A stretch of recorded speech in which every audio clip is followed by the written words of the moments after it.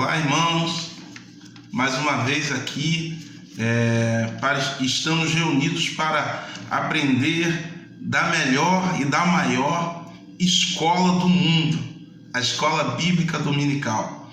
E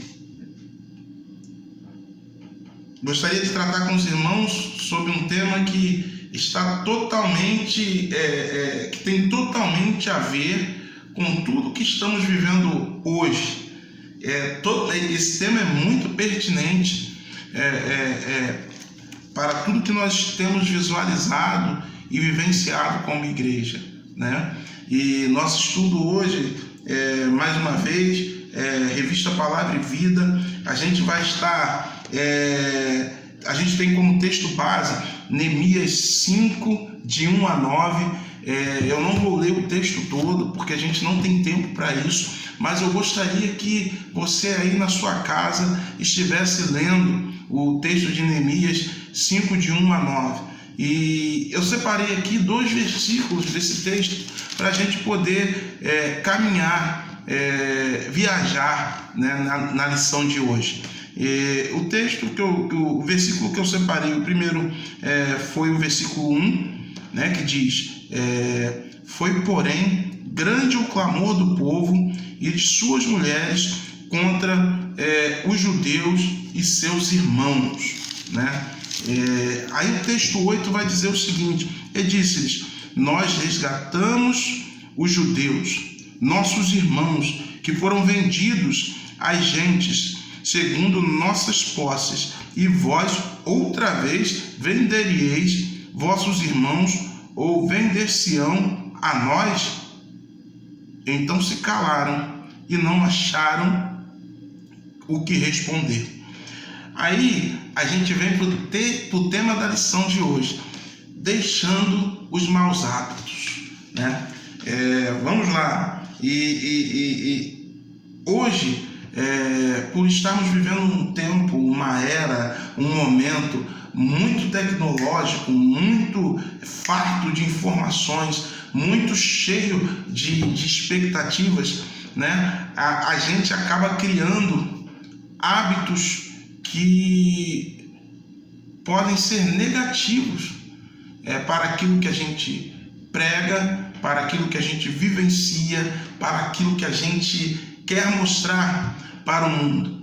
A palavra de Deus, ela nos mostra que a gente tem que andar na contramão do mundo, mas os maus hábitos, aquilo que a gente tem na nossa carne, faz com que a gente mostre exatamente o contrário. Você já parou para pensar nisso? Você já visualizou isso, essa questão? Então vamos lá. Trabalhando sobre isso, a gente vai pensar um pouquinho aqui na nossa, no início do nosso trabalho, o seguinte: pensando nisso, pensamos em refletir sobre os maus hábitos que motivaram as perdas de direitos e opressão desses irmãos israelitas. Define-se hábitos como a interiorização de uma ação da forma natural, até o ponto de se tornar uma atitude espontânea. Ou seja, hábito é tudo aquilo que você faz hoje, faz amanhã, faz depois de amanhã, e isso vira uma rotina na sua vida, né? Tipo, aqui Clóvis vai beber água, e eu tenho o hábito de beber água todos os dias. Isso é uma rotina, e a gente se acostumou a conduzir a nossa vida nessa direção. Só que o grande problema, hoje eu sei que se eu beber água, eu tenho um hábito que é saudável, que vai me fazer bem, que não vai me prejudicar. Não é verdade? Agora, quando o Clóvis bebe refrigerante, aí eu não vou fazer a prova aqui para você, porque tem 8 anos que eu não bebo refrigerante. E isso me agrada muito. Mas eu sei que é um mau hábito e que vai, em algum momento, prejudicar a minha saúde, né? E isso eu trouxe como uma demonstração para você. Mas se a gente for parar para ver aqui, eu acabei de fazer uma introdução para você, a gente vai para o primeiro tópico aqui da lição, que diz o contexto: um grande e desesperado clamor. O povo de Deus estava passando por um momento muito difícil, porque seus próprios irmãos, ou seja, a sua própria gente, o seu próprio povo, estavam cobrando valores exorbitantes, estavam comprando as suas filhas para fazer coisas que a gente imagina que eram erradas, para usá-las como escravas, para tê-las como mulheres, estavam fazendo com que as pessoas perdessem suas posses para poder pagar os impostos aos persas, para que não fossem perseguidos. Ou seja, o povo estava com um mau hábito, o povo queria prejudicar sua própria gente. E quantos de nós vemos isso hoje no nosso meio? A gente, pessoas que não querem mais se ajudar, pessoas que não querem mais olhar para o irmão e sentir empatia por ele. A gente se acostumou a ter um mau hábito de não vivenciar o amor que Cristo tem pela igreja. E isso tem causado transtorno, não só para a minha vida, mas para a sua vida também. Porque o amor, ele está se esfriando. E por conta dessas coisas, o amor de muitos se esfriaria. É exatamente isso que temos vivido hoje. Então, partindo aqui para a questão do primeiro tópico, da revista Palavra e Vida, a gente entende que havia aqueles que possuíam terra, mas que precisavam de comida.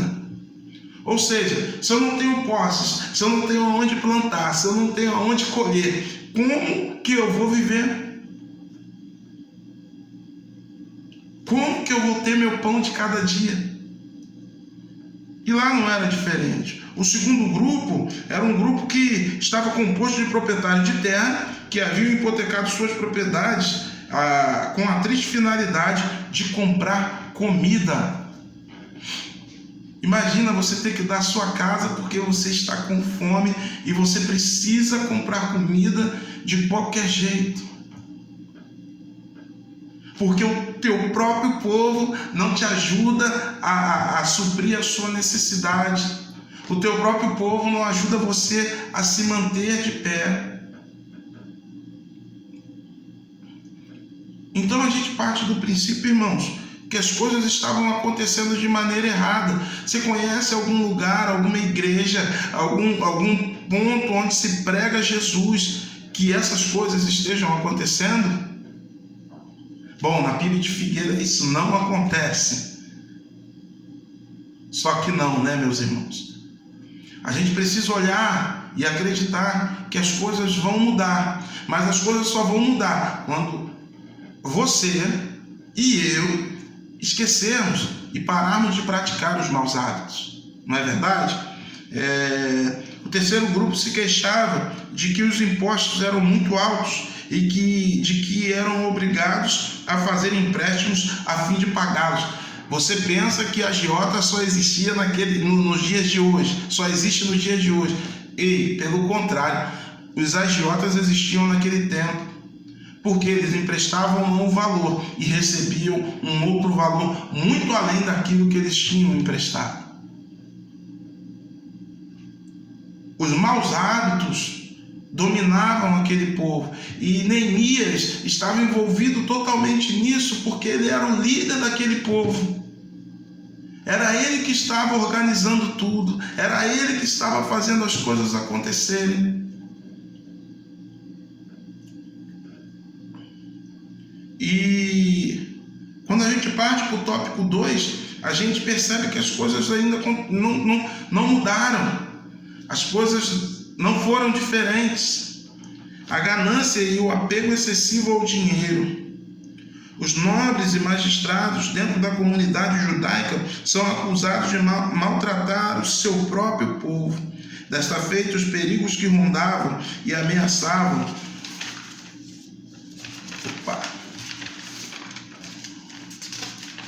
Aí que eu vou achar. Aqui. não advinham apenas de fora, mas também do meio do seu próprio povo. Que coisa triste, né, meus irmãos? Saber que meu próprio povo está me maltratando. Saber que meu amigo que senta no meu lado na igreja está falando mal de mim. Saber que meu amigo que me abraça na igreja quer alguma coisa que eu possuo. Saber que meu amigo que diz que me quer bem, né, pelas costas, quer que eu me prejudique muito, quer que eu perca meu emprego, quer que eu perca minha família. São maus hábitos, irmãos, que existem na igreja e tem que acabar. Por quê? A lição nos mostra isso. Nessa perspectiva, podemos pensar nos maus hábitos que destroem vidas, famílias e trazem adoecimento físico, social, psíquico e espiritual. Os hábitos e costumes que temos têm prejudicado não só o nosso corpo, mas também a nossa mente, mas também o nosso coração, o nosso espírito, a nossa alma.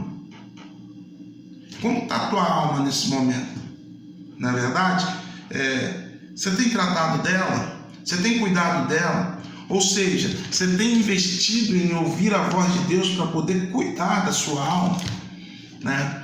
Então a gente parte também agora para o tópico 3, a gente percebe o quê? Neemias e o confronto das injustiças.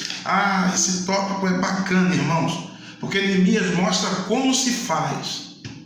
Neemias, como um líder, ele faz com que as coisas mudem de uma maneira muito, muito, muito perspicaz.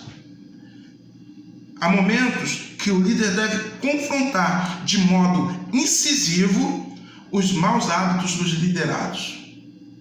Olha o que Neemias fez. Neemias agiu no tempo certo, de tal maneira que todos se calaram e não tiveram respostas. Aí a gente entra aqui no verso 8, que ele fala o seguinte: e disse-lhes: nós resgatamos os judeus, nossos irmãos, que foram vendidos a agentes, segundo nossas posses, e vós outra vez venderíeis vossos irmãos, ou vender-se-ão a nós? Então se calaram e não acharam o que responder. Vai ser preciso, irmãos, que você ouça um não. Vai ser preciso que você escute a voz do seu líder dizer para você: ei, pare de fazer isso, que você está prejudicando vidas, você está maltratando pessoas, você está fazendo mal à vida de pessoas, para que a gente possa entender que não é assim que se caminha, não é assim que Deus quer. Devemos identificar quais maus hábitos têm nos impedido de ter uma melhor comunhão com o Senhor e com o seu irmão. Fechando aqui, eu gostaria de pedir a você que pensasse nisso. Hoje estamos presenciando os escândalos e maus hábitos em muitas áreas da vida cotidiana. Mas você consegue identificar os seus próprios maus hábitos? O problema todo também é que a gente aponta os maus hábitos das pessoas, mas a gente não consegue reconhecer que a gente também tem maus hábitos. A mudança, ela não pode começar no seu próximo. A mudança, ela tem que começar em você. A restauração e a restituição do seu caráter não pode ser medida pela restauração e restituição do caráter do próximo. Porque isso é ele que tem que tratar com Deus. E você, como está tratando a sua vida com Deus?